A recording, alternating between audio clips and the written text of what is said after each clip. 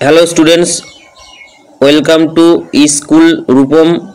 আজ তোমাদের অষ্টম শ্রেণী দ্বিতীয় পর্যায়ক্রমিক মূল্যায়নের অন্তর্গত চতুর্থ অধ্যায়ের বায়ুচাপ, বলয় ও বায়ুপ্রবাহ এই চ্যাপ্টার বা অধ্যায়ের যে স্থলবায়ু এবং সমুদ্রবায়ু রয়েছে, সেই স্থলবায়ু এবং সমুদ্রবায়ু কী এবং এই উৎপত্তির কারণ কী, এই সংক্রান্ত নিয়ে ভিডিওটির আলোচনার বিষয়বস্তু। তো চলো ভিডিওটি এবার শুরু করি।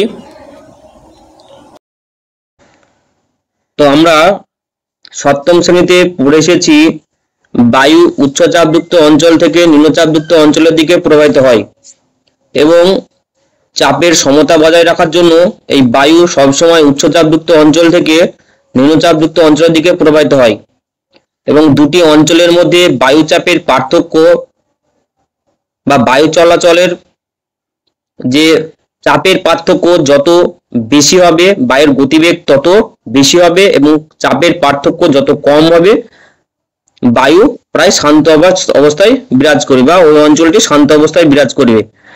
তো এক কথায় বায়ু উচ্চচাপযুক্ত অঞ্চল থেকে নিম্নচাপযুক্ত অঞ্চলের দিকে প্রবাহিত হয়।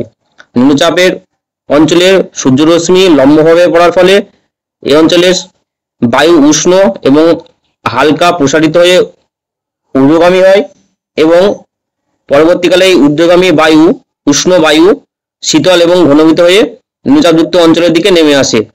তো এইভাবে বায়ু প্রবাহিত হয়।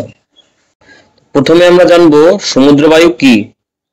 বিকেল সন্ধ্যের দিকে সমুদ্র বা নদীর ধারে আবহাওয়া বেশ আরামদায়ক হয়। এই সময় সমুদ্র থেকে স্থলভাগের দিকে ঠান্ডা বাতাস বয়, এই বাতাসই হলো সমুদ্র বায়ু।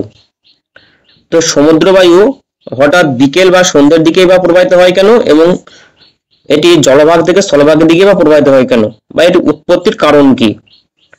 দিনের বেলায় সূর্যের তাপ শোষণ করে স্থলভাগ জলভাগের তুলনায় তাড়াতাড়ি উষ্ণ হয়ে ওঠে।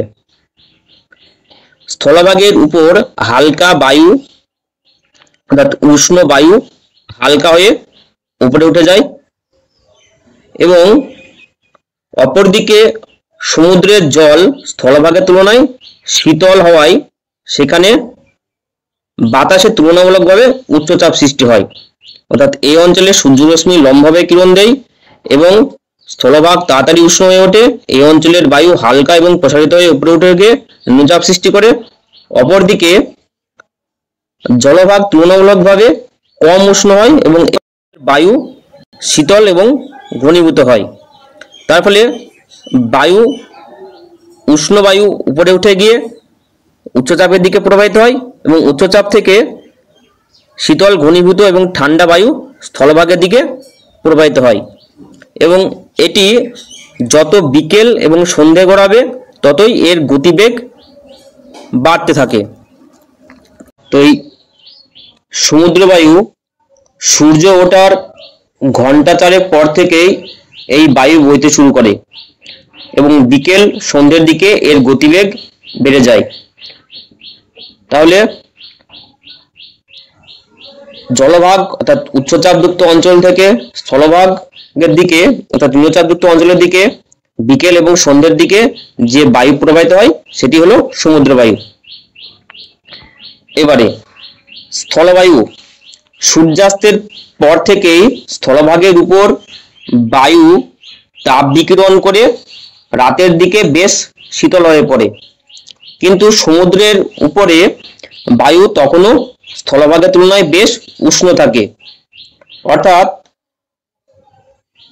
স্থলভাগ যত তাড়াতাড়ি তাপ গ্রহণ করে ঠিক তত তাড়াতাড়ি সে তাপ আবার ফিরিয়ে দেয়, তাপ বিকিরণ করে। তার ফলে তুলনায় স্থলভাগ সন্ধ্যের পরে তাপ বিকিরণ করে শীতল হয়ে পড়ে। তুলনামূলকভাবে জলভাগ তাপ বিকিরণের হার কম থাকার জন্য জলভাগ অঞ্চলে নিম্নচাপ বিরাজ করে। তার ফলে রাত্রের বেলায় স্থলভাগ থেকে সমুদ্রের দিকে যে বায়ু প্রবাহিত হয় সেটি স্থলবায়ু নামে পরিচিত। আচ্ছা, এখানে এই বায়ু হলো সমুদ্র বায়ু, এটি বায়ু হয়ে গেছে, এই যেটা সমুদ্র বায়ু হবে না, এটা হবে স্থলবায়ু।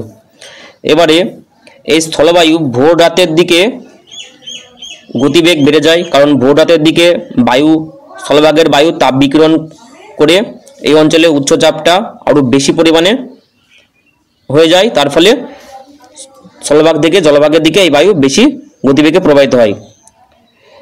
চলো, এই ছিল তোমাদের স্থলবায়ু উৎপত্তির কারণ এবং সমুদ্রবায়ু উৎপত্তির কারণ। এবং এই দুই বায়ু উপকূল থেকে প্রায় 150 কিমি মধ্যে এর প্রভাব দেখা যায়। এই স্থলবায়ু এবং সমুদ্রবায়ু এক ধরনের সাময়িক বায়ু, যারা একটা নির্দিষ্ট সময়ে প্রবাহিত হয়।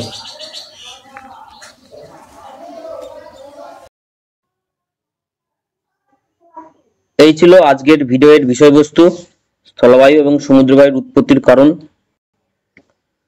পরবর্তীতে আরো এমন ধরনের ভিডিও নিয়ে আসবো।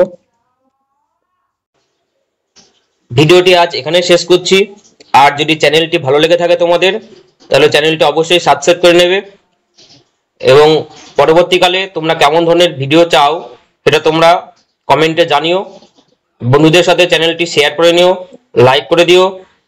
আজ এখানেই শেষ, ধন্যবাদ।